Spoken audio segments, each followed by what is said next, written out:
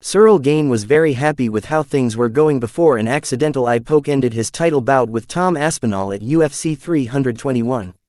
Gane 13-2 MMA and Aspinall 15-3 MMA collided in the headliner of today's pay-per-view event in Abu Dhabi with the promotion's undisputed heavyweight title up for grabs.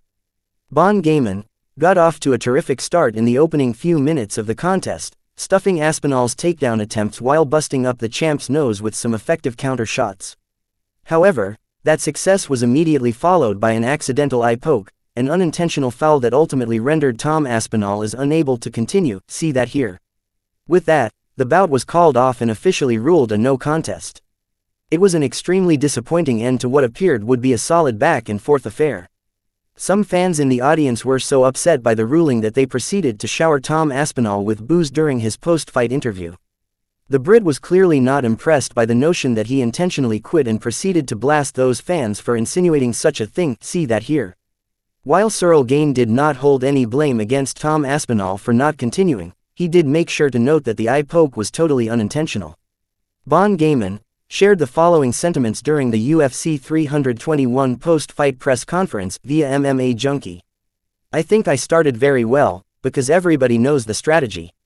Every time he started really hard and surprised his opponent. I think I did very well. We defended the takedown. I touched him. We saw some blood on his nose. It was a really great first round. That's why maybe I was a little bit disappointed, a little bit sad about this issue. But this is a sport." Ciryl Gane went on to say that he felt bad about the situation but added he will be ready to go again whenever Dana White and company book the rematch. "No, I didn't feel anything specific. I didn't do it on purpose.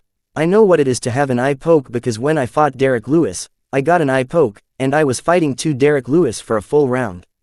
So, I know how it is." Gane continued, "I knew he loves to start really fast, so I was touching him. I was defending the takedown.